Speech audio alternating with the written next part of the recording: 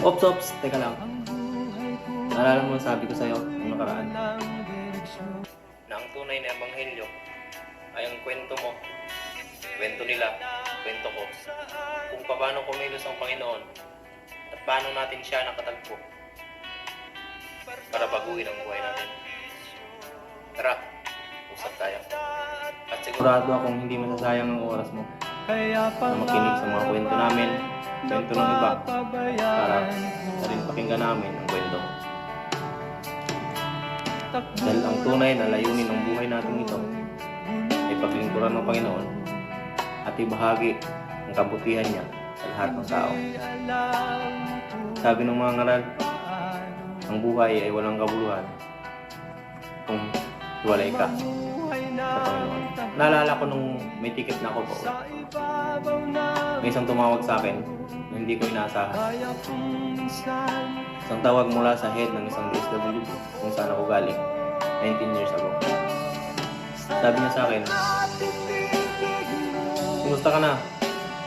Nabalitaan ko uwi ka na. Pwede bang bigyan kami ng kahit isang araw para magbigay ng isang testimonya at maging inspirasyon sa mga kabataang nandito pa ngayon sa DSWD." Bigla akong naalala bago ako mag-release sa lugar mo. Ang pangarap ang nabuhay. Sabi ko, babalik ako dito. Mag-aaral ako. Gusto kong maging DSWD worker. At babalik ako dito bilang isang buhay na totoo. Patotoo na ang pagbabago ay hindi imposible kung kasama mo ang Panginoon. Kung lalakaran mo ang lahat ng natutunan mo sa buhay at pipilitin mo. Nalala ko yung isang sabi ng isang marino namin. Sabi niya, wala rin naman yung center. Wala rin namang nangyayari. Dahil napakarami kong kakilala na lumalabas dyan. Buwan, linggo, haba ng isang taon.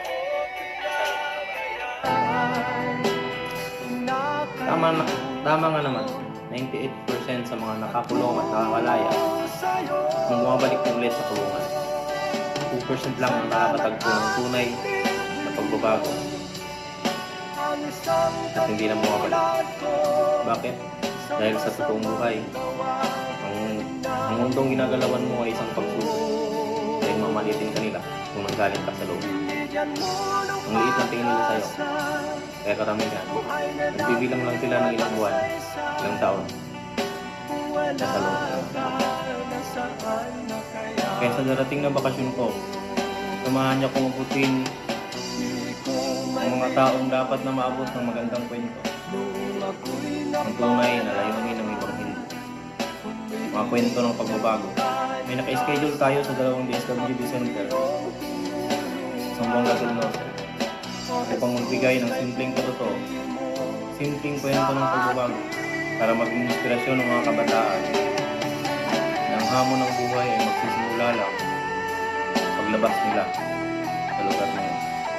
Samahan niyo akong humayo sa iba't ibang lugar kung saan may mga taong dapat na maabot ng magandang kwento. Pakinggan natin yung mga kwento nila. Pakinggan natin yung mga kwento nila. Kung paano nila pinatagpo. Kung paano sila nakatagpo ng Panginoon. Maraming city-gate tayong nang pupuntahan. Maraming DSWD Center tayong lalakbayin. Sa bawat bakasyon na gagawin natin, bigyan natin ng saysay ang buhay natin ito. Kaya habang nandito pa tayo, gumawa tayo ng pagbabago. Magpagamit tayo sa gawain ng Panginoon at ibahagi ang magandang balitang dala ng Panginoon sa Kristo. Ang tunay na pagbabago, ang tunay na kwento mo, kwento ng iba, kwento ko.